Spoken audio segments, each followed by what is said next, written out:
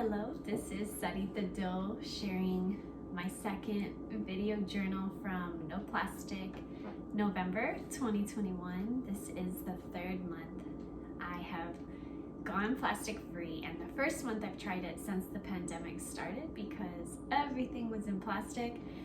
All my usual bulk bin spots were all bagged up in plastic and I wasn't allowed to bring my own, and so I just let it go for that time. But here I am again.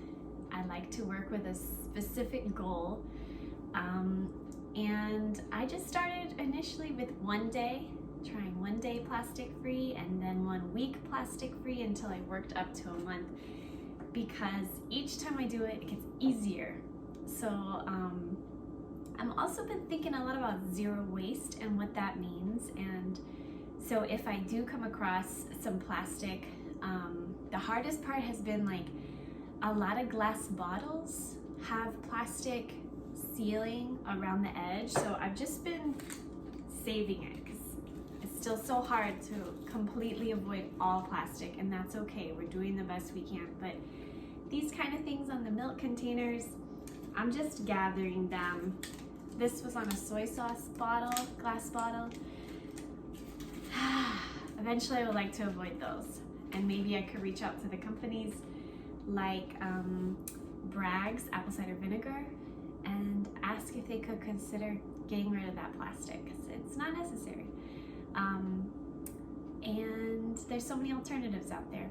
So anyways, that's been the challenging part. The part that's been easier though is knowing what spots to go to. And a common misconception I think I hear is that it would be really expensive to try to go plastic free because so many stores that we associate with like low prices put everything in plastic maybe. But you gotta go to the tiendas, the cultural markets, the farmers markets. Farmers markets might be a little bit more expensive initially, but the tiendas, the Latino tiendas, Latino markets. This haul was from El Rincón Latino, and I actually forgot my bags, bringing my own bags today, but I noticed they had an extra box lying around that was going to be recycled, so I just picked that up and put all my shopping in there. So you know, sometimes we can plan ahead and sometimes it's hard to, so we have to be super creative on the fly. So I got this cardboard box, and I got ingredients to do some canning. I was able to pick up these jars today, and this crate as well without any plastic, and I want to do some canned goods. I want to do my own pickles, and so I got cucumbers for that. I want to do some pickled beets, and then I got some snacks like pomegranate for my daughter who likes to snack on those, and also some mangoes. Now we have like lots of stickers on the mangoes. Probably gonna gather them all and put them into my little plastic container here, my plastic envelope. So after the end of the month, we'll see how much I've gathered, and maybe I'll need a bigger container by then. I did hear about this person that's gathering all the plastic they used in the past like 10 years in a jar. I gotta learn more about that. Anyways, this is my other go-to staple when I'm going plastic free, is getting masa. And it's so important too to look at the ingredients. This is corn treated with hydrated lime. That's all we want. I learned that from La Maestra Livia Chumacero, to always check our tortilla masa ingredients or our tortilla ingredients. All we want is corn and lime. We don't want all those extra preservatives. And this one says tamal, but since it says corn and lime, I can use it for tortillas.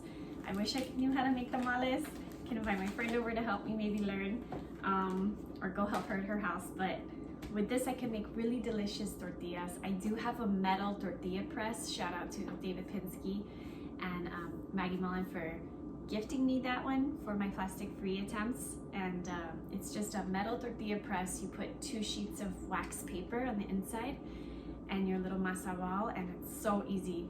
And then you put them in the pan or the comal, and no more tortillas wrapped in plastic. So that's a main grain for our family. And then someone asked me today too, oh, it's so hard to find cheese not in plastic. And this is true. and you probably would have to go to like a cheesemonger, cheese counter, to find some delicious cheeses that are fancy maybe and not in plastic. They could wrap it in paper.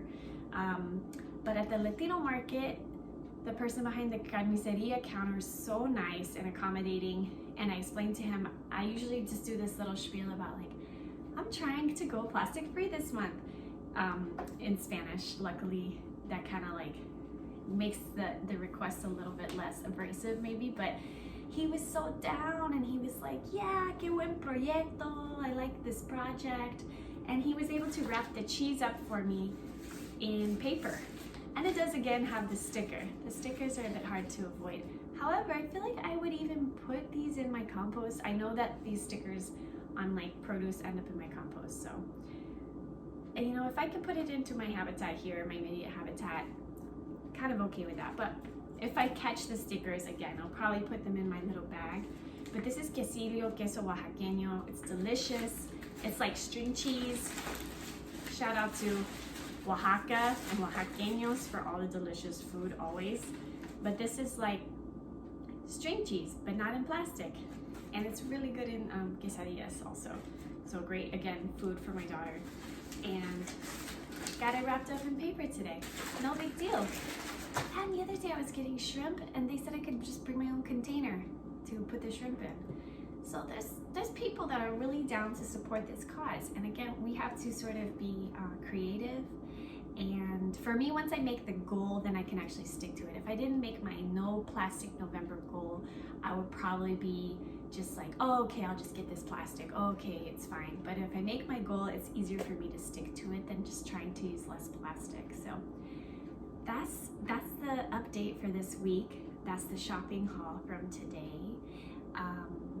And yeah, I just want to encourage folks to try this, because again, like the first time it was really hard and I had to really start noticing where the supplies that I want for my family, where I can access them and get them, that wasn't too expensive and that was going to be plastic free. And now it's like I know the spots.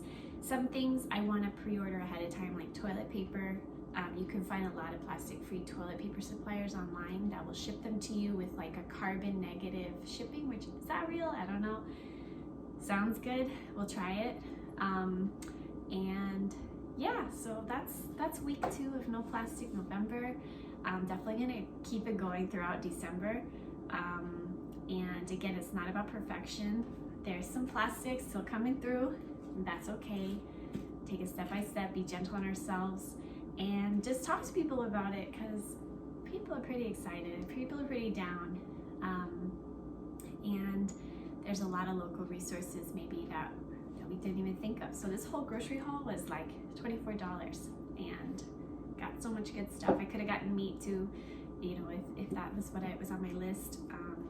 But yeah, shout out to El Rincon Latino in Richmond, and shout out to you for tuning into this plastic diary, no plastic November video journal. So take care, see you next time.